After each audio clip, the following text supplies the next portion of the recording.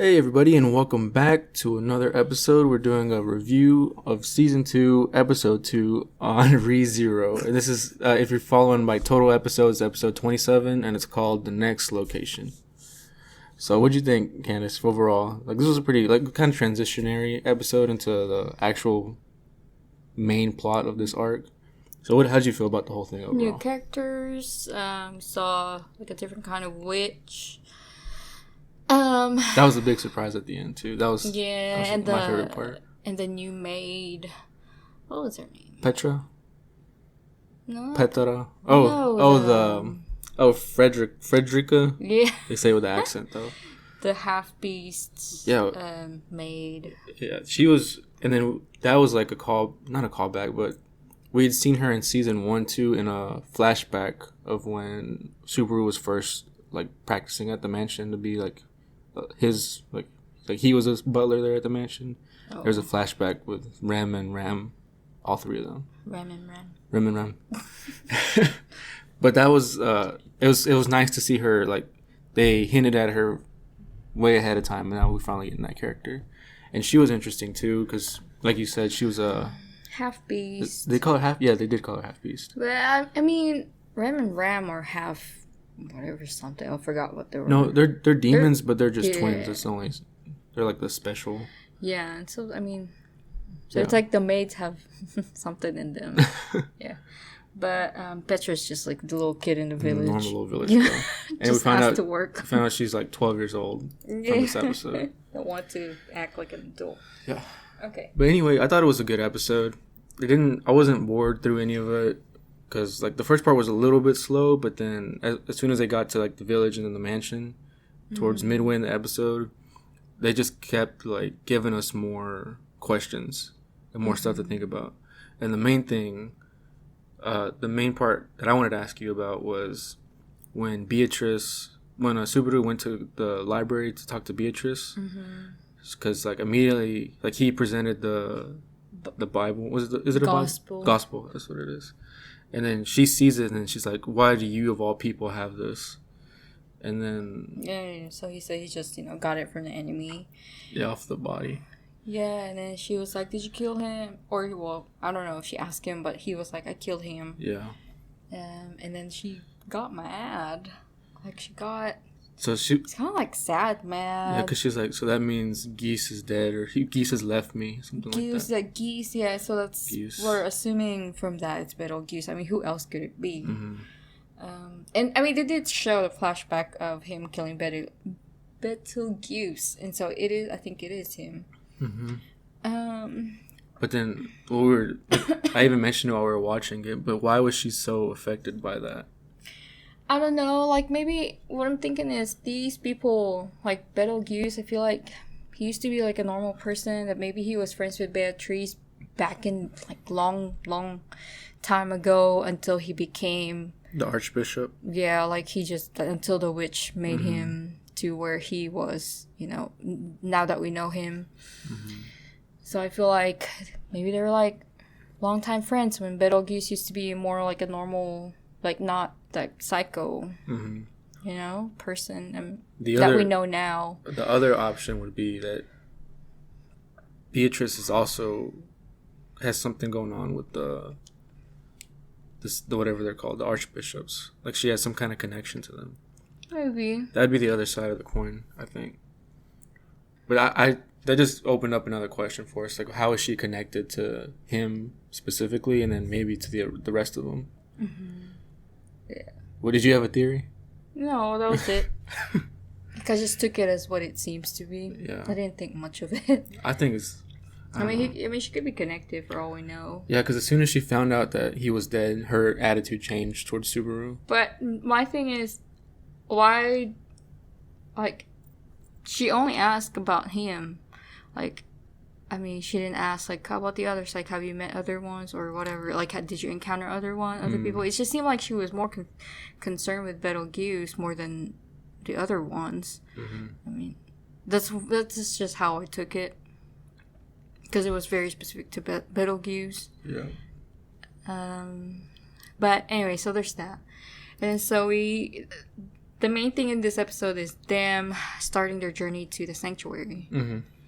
And so Emilia and the whatever the ant guy, or the one that can, Ant guy? or the one that can use the ants or whatever, like to use as a like his powers, like he can talk with the animals or the Otto, the carriage guy. yeah, the carriage guy, the ant guy. Yeah. But him and then Subaru. And so they asked, well, Beatrice suggested they ask the beast, the half-beast girl, Frederica, Mm-hmm. for some directions or how to go there. So I assume it took, 2 days of preparation? I don't know. 2 days before they left. Yeah, 2 days before they left. And so she explained how to get there, and then she gave a little warning. Watch out for somebody named called Garfield. But I don't know. I don't think we've seen Garfield. Unless it was that pink-haired girl. But I don't think it's that person. Yeah, I don't think so either. Yeah, and then that pink... Well, what happened was they got into the forest, which they also call the Lost Woods, because there's a charm or spell on it or something that makes visitors that come get lost in there. Literally what it means. And then, but what was confusing too is that Frederica gave them an amulet that's supposed to help them get through the barrier, but it's almost seemed like that amulet caused the disturbance that happened when they got to the woods. Did you notice that? Yeah, or I don't know if it's that or the amulet or that little diamond thing. I don't know. It's like the necklace. Yeah, the necklace. Or that necklace, sensed what's happening in the forest, or from the normal forest to something magical, weird thing going on. And then they, I think, was it Beatrice that said it depends on? No, it was Frederica who said. It all depends. Like I did everything that Master told me. Everything that what's his name? Roswaal. Yeah, Roswaal. I did everything that you told me, Roswaal, and it all depends now with how Emilia is going to handle being there. And so my first thought was, what does that mean? The first thing I thought of is because it seems like did she come from there? Is that where she came from? Well, I thought he was just testing her. That's how I thought. That's how I perceived it when he was talking about it. Yeah, that could be like how she's gonna handle everything, I guess. I mean, she fainted when that thing lit up, and so I don't know if it affects her. And then they did say, well, and so what I said, my first thought was, maybe she came from there. I don't know, like maybe she just couldn't remember, but her subconscious knows that she belongs there or something. I don't know. And then when we saw that pink-haired girl, the ears, elf, half elf, or whatever, some kind of elf. So I was like, yeah, could Emilia come from here? Well, there's then, there could be elves everywhere as well. So I don't know how. What? What I was thinking when I saw the little pink-haired elf girl, is that there's different ways that she could have been an elf. It's either like a child one, which is highly possible, like a child full elf, or it's just like a regular elf, because in like normal, but not mythology, like that, all that theory stuff, the elves are just like short, like full elves are short, and then if it's like a stronger high elf, they're like the taller elves. Oh, for real? Yeah. So it's either that would mean that was a full elf she saw, just because of the height and then the ears, or it's a child elf that could be, because we don't know in this world how tall elves are. I didn't know height mattered. Yeah, well, it's just like in like the lore. That's what it is, the lore, and like. Oh, okay. I don't know if it still applies in this universe. Like an anime. Okay. But Emilia's like pretty normal size, so because she's a half elf, we don't know what the other half is. I don't know if it's just regular human or. So I'm assuming. Yeah. I'm assuming she was half human. Because I don't know. Yeah, but what else could she be? What half? Well, I don't know. I really have no clue. But that was the climax of this episode. Dang, like so. That was the climax of this episode, is when they got lost in there, and then Subaru got transferred to like this pasture. That's another thing. You know when Emilia passed out and then Subaru took the necklace? Well, I don't know if she's already passed out. But anyway, Subaru took the necklace and then he was about to throw it out of the window. And then just something happened. Well, no, he saw Emilia passed out and then something. He took that's it off when. her. It's already off of her before she passed out. But anyway, so I'm assuming, like, could it have been, like, if that necklace stayed on her, on Emilia, would she be the one that got transported? I think that's what would have happened. Or, I mean, because Subaru was the one holding it, he's the one who got transported or, you know, quote-unquote lost in the woods. Mm-hmm. I think it was meant for Emilia. I think it was. I think you're right. But, so that happened. And so Subaru got lost in the forest, or got separated, or whatever. Mm-hmm. He saw the short pink-haired elf, based on the ears. Mm-hmm. And then he walked into this ruins-looking building. It was like an old temple-looking thing. Yeah. And he just kept walking. It's kind of dark. And then, not sure if it went straight to... Something happened, and he went to this big, open, grassy area. Mm-hmm. And then he saw this little, what do you call it? It's like a little, what do you call it? Like, forgot what it's called. But it's like a outdoor patio table with an umbrella in the middle. It's bothering me because there's a term for it. Tea table? I don't know. Bench? I don't know.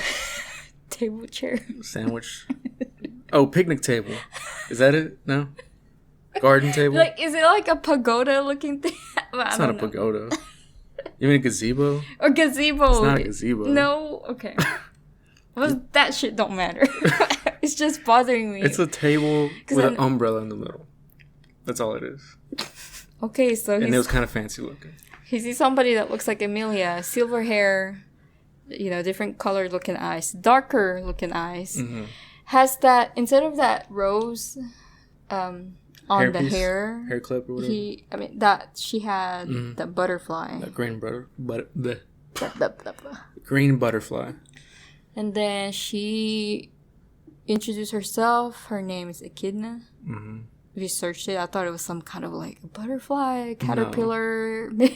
And then it's you told me it's it's like it's kind of like a hedgehog. And the only reason I know that is because I play the Sonic video games, and Knuckles, the Echidna, that's what he is. Oh. That's the only reason I knew that. That sucks. But, and then we searched up like symbolism for echidnas, and it was just like stubbornness, like to embrace stubbornness. Yeah, like basically she, you know, like you want to protect everything that's surrounding, related to you and yourself, and something like that. But whatever. Yeah, but we haven't seen her personality yet, so we'll see in the next episode if any of that is true. She is called the Witch of Greed, though. Yeah. Well, when I first saw her, I thought it was Satella. That's immediately what I thought, but then, and seeing like promos in from the show, I thought it was Satella when I first saw her. You didn't think that? No, because I don't think they're gonna show Satella this early on. Right. I feel like it's gonna be a whole bunch of kind of like mini bosses of what I would think that they need to go through before. I feel like Satella would be, you know, the final. Yeah, she will. And so it'll be a whole bunch of these. Yeah. Probably we're probably gonna see a whole bunch of different witches and. Yeah, because she said she was the witch of greed, and then Satella is the witch of envy.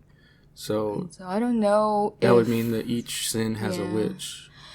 And so I don't know if. Yeah, that's right. That's true. I'm thinking about it now. Mm-hmm. So I feel like Satella is not really. I feel like it doesn't mean that she's the strongest witch. I feel like she's just a type of witch that so happened, got interested with Emilia. I mean, she's envy, and so she probably wants other people, whatever other people has, and so she wants it for herself. And then she just became the main antagonist just because she cursed our guy Subaru, and then trying to get to Emilia. But I don't think that really meant she's the strongest witch. Now that I'm thinking about it, well, she's like the boss witch. I feel like she just caused the most problems. Yeah, for our protagonist. Yeah. But so I feel like we're gonna meet other witches. So I don't know if Satella's friends or enemies with these other witches, or if they're, I don't know. They've got to be, because like with Sloth and Greed. What do you mean? Friends or enemies? Gotta be maybe which one? They got to be like acquaintances at minimum, because Greed and Gluttony were together, the two archbishops. So that means they'd have to have some connection. Well, it doesn't have to mean with the witches. So that means Greed is Echidna is, I don't remember the it's kind of like the archbishop's name. So Archbishop Greed would be working under the Witch of Greed, is what you're trying to say. And then we've seen Greed too in the show. Yeah. So that's interesting. And their hair were both white. I feel like this. Do you think that's a distinct appearance for the witches? It seems like, because white hair? That silver hair. I don't think so. I'm gonna say no. You don't think so? Yeah. Maybe not. Because everyone always refers to Satella as the white-haired witch. White hair, and then they say the blue purple eyes. Yeah. And so, it looks exactly like Emilia. All right, but that's pretty much what's going. It's basically a whole bunch of introduction of new people that they're going to encounter. I'm excited on next coming episodes, and how they're going to go about them, basically like passing them, I guess, to get to maybe the main sanctuary, where they're trying to get to. Yeah. That's what I'm thinking anyway. I don't know. I'm just ready to see the next episode. I'm super excited. It seems interesting. I want these questions answered. Bad. Oh, we did watch the OVA, so I feel like a lot of stuff kind of cleared up. Watching the OVA. The ice, the Frozen Bond. Yeah. That's the one we saw. Frozen Bond. So that's pretty much it. Do you have anything else to say? No, not that I can think. I'm just really ready to see the next one. Alrighty. Right. So I think that's it for this episode. Right. What are y'all's thoughts on this one? What are y'all expecting on the next coming episodes? Yeah, we're a little behind, so no spoilers, please. We should be catching up. Yeah, just like soon. Your thoughts, but please don't say anything unless your thoughts are right on, spot on, right on the. Unless we're right, unless we guess right. But that's it, and we'll see y'all next time. Yep. Thank you for listening and watching. And you can follow us on Facebook, Twitter, Instagram, and Reddit, and listen to us on all the major podcasting apps and sites. Peace out.